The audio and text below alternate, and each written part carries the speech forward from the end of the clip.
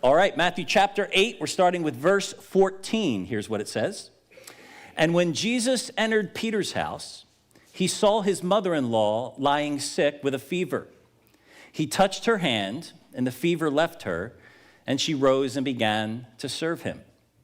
That evening, they brought to him many who were oppressed by demons, and he cast out the spirits with the word and healed all who were sick. This was to fulfill what was spoken by the prophet Isaiah. He took our illnesses and bore our diseases. Now, when Jesus saw a crowd around him, he gave orders to go to the other side. And a scribe came up and said to him, "Teacher, I will follow you wherever you go." And Jesus said to him, "Foxes have holes, and birds of the air have nests, but the Son of Man has nowhere to lay his head." Another of the disciples said to him, "Lord, let me first go and bury my father." And Jesus said to him, "Follow me, and leave the dead to bury their own dead." And when he got into the boat, his disciples followed him.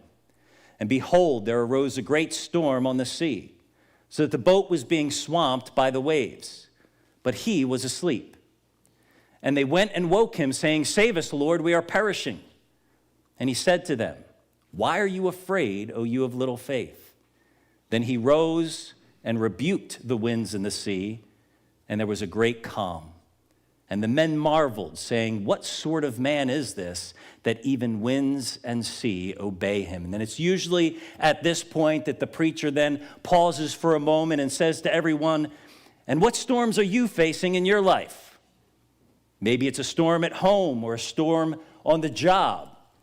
Maybe it's a financial crisis or a health crisis. Well, whatever it is, whatever storm you happen to be facing right now, you may think that you're drowning, you may feel like you're perishing, but one thing you can know for certain, Jesus will calm that storm. Can I get an amen?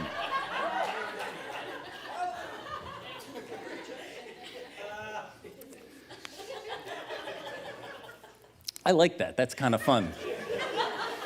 The only problem is that's not the point of the story. Now, that doesn't mean that Jesus doesn't care about the storms that you're facing. He cares very much. I mean, just look at what we've seen over the past couple weeks. As soon as Jesus finishes his Sermon on the Mount, he heals a man with leprosy. And not from a distance either, but up close and personal. He actually touched the man. Why do you think he did that? Why did Jesus touch him? I mean, he didn't have to touch him in order to heal him, right? We saw that last week when he healed that centurion's servant from, we don't know how far, maybe a mile or more away. But Jesus drew near to this man and he touched him when no one else would have dared to, because he cared. And then the Roman soldier that Mark talked about last week, Jesus was willing to go to that man's house. Now, for us, that doesn't seem like that big of a deal, but back then, for a Jew to enter a Gentile's house was unheard of. And yet Jesus was willing to break these cultural norms because he cared, because he genuinely cared about people. And then in the passage we just read, we see Jesus enter Peter's house, and before anyone even says a word, Jesus goes over to Peter's mother-in-law who's lying sick in bed, and he touches her and he heals her without ever being asked. Bless you. If there's anything that has been made really clear through these last few stories since the Sermon on the Mount, it's that Jesus cares about people. He cares about the suffering that people are going through, whether they are Jew or Gentile, male or female, clean or unclean, it doesn't matter. He cares for all of them. He has compassion on all of them. And then after he heals Peter's mother-in-law, we're told that Jesus healed many more people who were suffering, both physically and spiritually, and then we're told why. We're told why Jesus healed these people. Now, we already know that he cared for them, right? He loved them. He had compassion for them, which is true. But the reason for these healings was much more than just compassion. Listen again to what Matthew says about the reason why Jesus healed all of these people. Verse 17. This was to fulfill what was spoken by the prophet Isaiah. He took our illnesses and bore our diseases. Now, Matthew is referring to a prophecy in Isaiah 53, which is a messianic prophecy that speaks of the suffering servant. And Matthew, of course, is tying that prophecy to Jesus. Now, I want to show you where this prophecy comes from and how it's worded in the original text, because there's definitely some differences here in the way that Matthew chooses to reference it. And I think you'll see right away what those differences are. So once again, Matthew quotes the passage from Isaiah this way. He took our illnesses and he healed or bore our diseases, right? And then here's the exact quote as it's found in Isaiah 53 and verse 4. Surely he has borne our griefs and carried our sorrows. That's a little different, isn't it? And then the passage goes on to say this, but he was pierced for our transgressions, he was crushed for our iniquities. Upon him was the chastisement that brought us peace, and with his wounds we are healed. Okay, so here's the question. Is Isaiah talking about physical illnesses and diseases here? Or is he talking about sin? I mean, it sure looks like he's talking about sin, right? How Jesus will heal us and deliver us from what? From our transgressions and from our iniquities. And so what exactly is going on here? Did Matthew get it wrong? Did he misquote the text? Or is he showing us something here that we might otherwise miss? A connection between sin and suffering. Now, we need to be careful here because this is a passage that is notoriously misused by the hyper-faith or name it and claim it crowd. And if you don't know what I'm talking about, count yourself blessed. But there are people who will take this passage in Isaiah 53 that says, and with his wounds we are healed, and use it to manipulate people into thinking that because of Jesus' wounds, in other words, because of his sacrificial death on the cross, we as believers no longer need to suffer from sickness or disease because by his wounds we're already healed. We just need to confess it. Listen to this quote from Joel Osteen's book, Becoming a Better You. Don't worry, I didn't buy it. You can check my Kindle.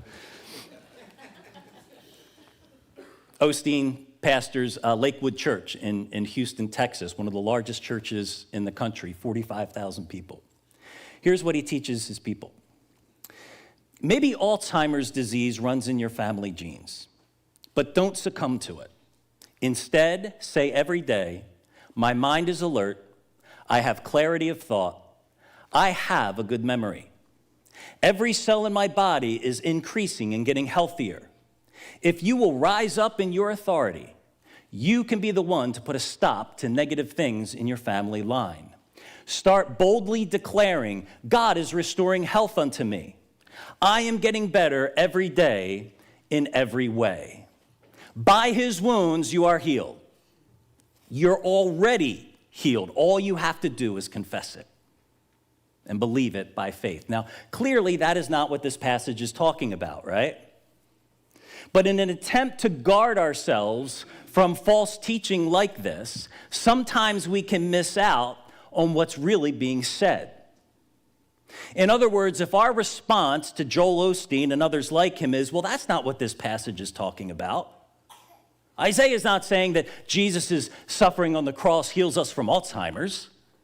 He's just saying that his suffering delivers us from our sin, not physical diseases, but from our iniquities. Now, the only problem with that kind of response is Matthew seems to suggest something different, doesn't he? Matthew literally takes this prophecy in Isaiah that talks about how Jesus will deliver us from our iniquities and from our transgressions, and he interprets it in the context of physical healing.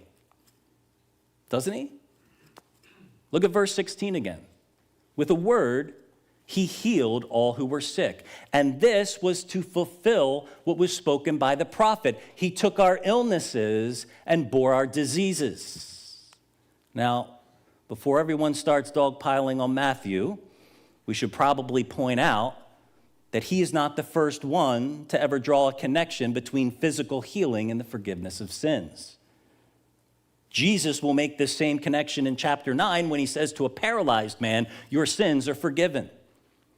So clearly, when we take this passage in Isaiah and we interpret it strictly through the lens of forgiving sin and nothing else, of Jesus delivering us from our iniquities in the sense of delivering us from judgment, when we look at this passage and we have only that one thing in view, we lessen the impact of these words and we oversimplify what Jesus actually accomplished for us on the cross.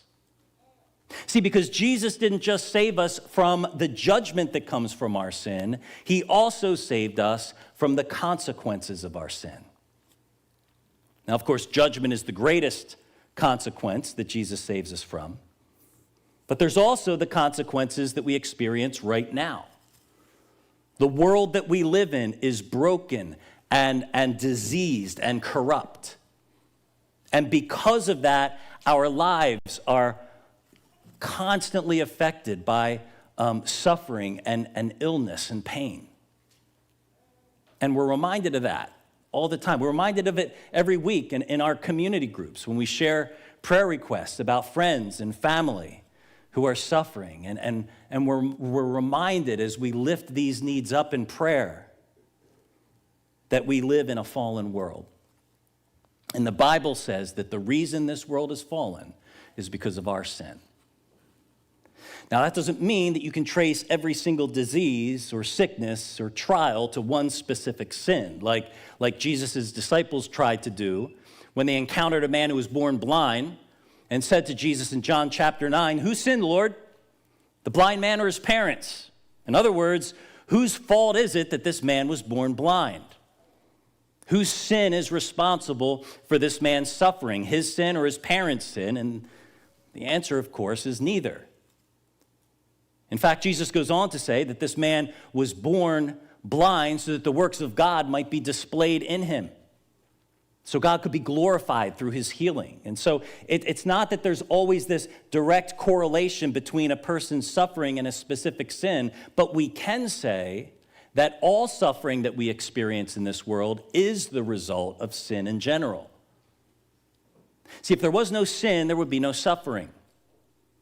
There would be no disease. There would be no heartache or pain. That's what the Apostle Paul tells us in Romans 5. In Romans 5 and verse 12, Paul says, "Therefore, just as sin came into the world through one man, that man being Adam, and death through sin," in other words, death and decay and disease is the direct result of sin.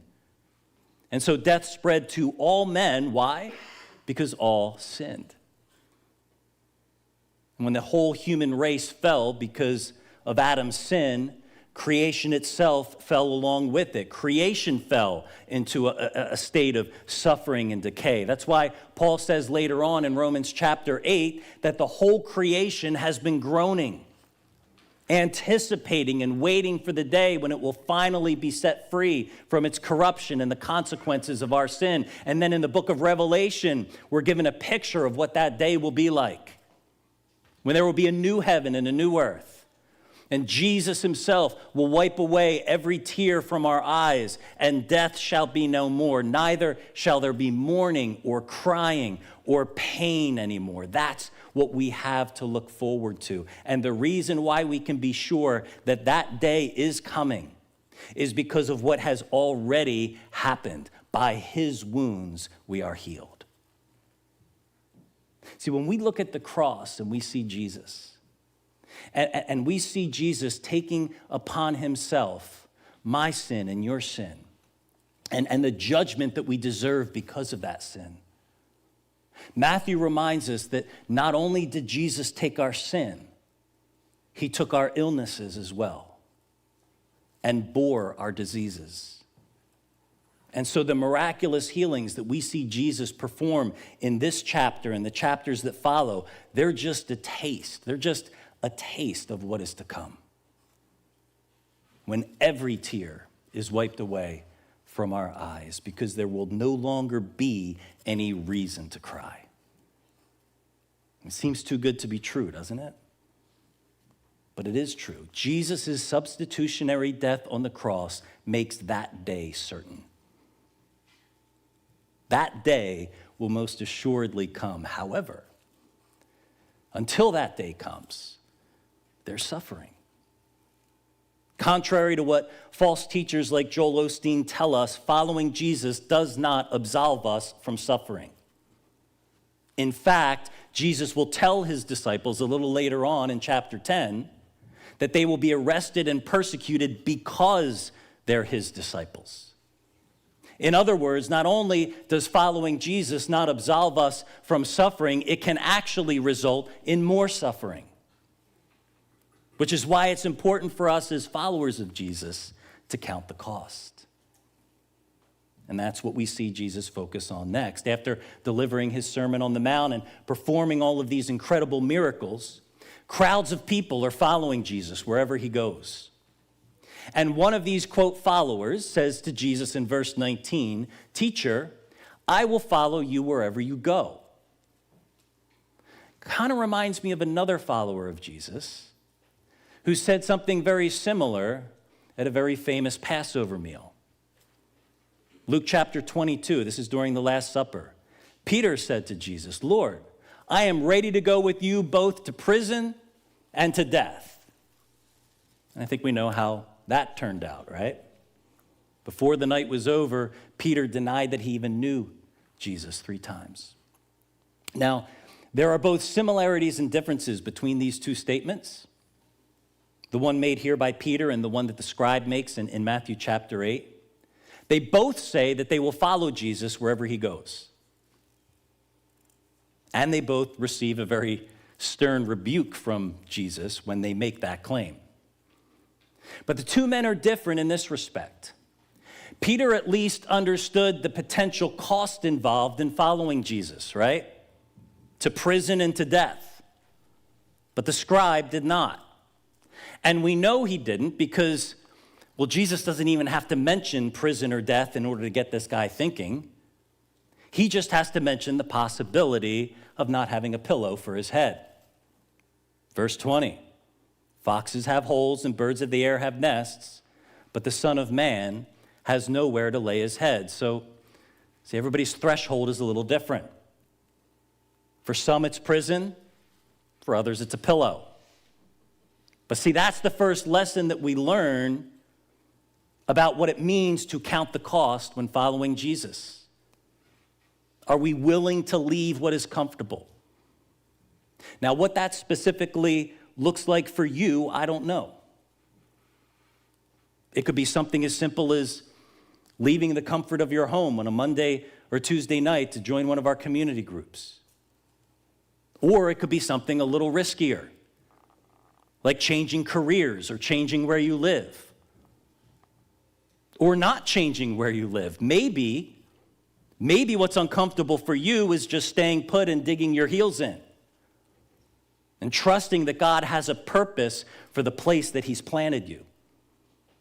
And again, how this looks is different for everyone, but what's not different is our need to be willing to follow Jesus wherever it is that he leads us. I know we've said this before, but I think it bears repeating. Followers of Jesus follow Jesus and don't expect Jesus to follow them. Which is what this next disciple teaches us. Look at verse 21 again. "Lord, let me first go and bury my father." Seems like a reasonable request, right? But how does Jesus respond? Verse 22, "Follow me and leave the dead to bury their own dead." Ouch. That doesn't sound very compassionate, does it? But like we've seen already, Jesus is very compassionate. So what's really going on here? Well, Jesus is simply reminding this disciple of his that God's call on his life is absolute. It covers everything, every area of his life. And so what that means is Jesus must be first in everything. See, this disciple says, "First let me," and Jesus is like, "No, first follow me." Now, some people suggest that what this man was actually saying was not, my father just died and I need to take care of the funeral. But instead, what he's saying is, I have family obligations that I'm responsible for, and until my father's gone, I need to take care of things at home. Now, maybe that's the case, but either way, the point is that even good things can become wrong things when we put them before Jesus. And not only that, let's be honest, sometimes the things that we feel like we really need to do don't really need to be done. Or if they do need to be done, they probably need to be done by somebody else. But because we feel like we need to control things, right, or we're a perfectionist, or because we're afraid of what other people might think if we don't do something, then we end up taking action on something maybe with all the right intentions, but without the wisdom of God. And so we end up maybe enabling a person instead of helping them. Or we cause someone else to miss out on an opportunity to learn and to grow in a certain area because we're not willing to step aside. And that's what Jesus is addressing here, this attitude that says, first I have to fill in the blank, and then I can do what Jesus wants. But see, that's not following Jesus. That's asking Jesus to follow us, which is really silly when you think about it, because Jesus is in a class all by himself. And that's really what Matthew chapters 8 and 9 are all about, demonstrating the unique power and authority of Jesus. See, in the Sermon on the Mount, we saw the unique authority of Jesus through his teaching, right? Nobody ever taught like Jesus taught. And now we get to see his authority in practice, as Jesus demonstrates his power over sickness and disease, and now over creation as well. Which brings us back to the story that we started with this morning. If you remember at the beginning, we pointed out that the purpose of the story of Jesus calming the storm is not to make us think that if we just follow Jesus, then he will calm every storm in our life. And hopefully the passages that we looked at this morning has helped to make that clear. Now, the purpose of the story of the calming of the storm is not to convince us that Jesus will calm every storm in our lives, but to challenge us as disciples of Jesus to be willing to follow him into the storm. See, don't forget, before Jesus calmed the storm, he took a nap, right? I mean, it's not like at the first sign of trouble, Jesus jumps to his feet and fixes everything. No, he's sleeping in the boat. In fact, he was sleeping for so long that, according to other gospel accounts, the boat actually started to fill up with water. So this is a serious situation, and Jesus is asleep in the boat. Have you ever felt that way? Like you're going through a very serious storm in your life, and Jesus just seems to be asleep? How should we respond in situations like that? When the disciples responded in a panic, Jesus rebuked them for their lack of faith. Okay then, so what does faith look like in that kind of a situation? What should they have done? What does Jesus mean when he says, "Oh, you of little faith"? What didn't the disciples have faith for? Did they not have faith that Jesus could calm the storm? Maybe that's it. Maybe that's what he was rebuking them for. But see, I think it was much deeper than that. Because long before this storm ever started, way back in verse 18, it says that when Jesus started getting crowded by all of these people, he ordered his disciples to go to the other side. He commanded them to go. They were in the boat on his orders. The disciples sailed into that storm out of obedience to Jesus. So why are you afraid, O you of little faith? Isn't this where I commanded you to be?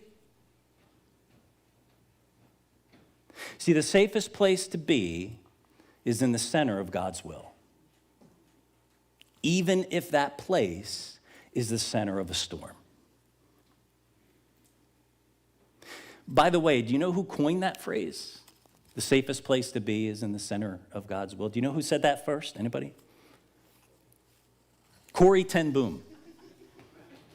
Corrie ten Boom, who ended up in a concentration camp in World War II for hiding Jews from the Nazis. See, safe doesn't necessarily mean without suffering. Do you think Corrie ten Boom suffered in that concentration camp? Of course she did.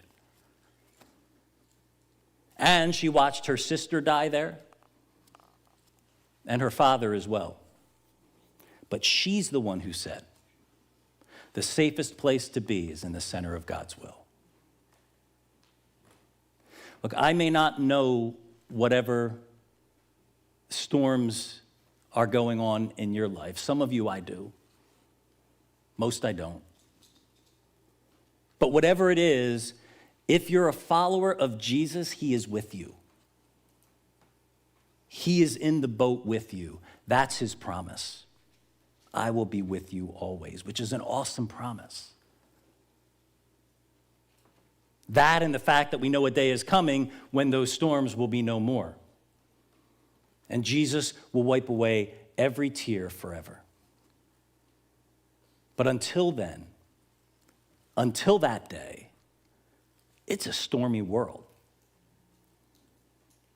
And sometimes in the midst of that stormy weather, God graciously blesses us with a moment of calm, with a taste of what's to come. Maybe it's a miraculous healing or unexpected provision when we needed it the most. Because he does care. Jesus really does care. But the call to follow him is not an easy call. That's why he keeps challenging his disciples to count the cost. Because Jesus doesn't call us to follow him into the calm. He calls us into the storm. So don't be surprised by the storms in your life. But also don't believe the lie that you're going through those storms on your own. Jesus is in the boat with you. And even if the storm isn't calm yet, he is. That's why he's sleeping in this story. Not because he doesn't care, but because he knows he's in control. And so, as the worship team comes back up,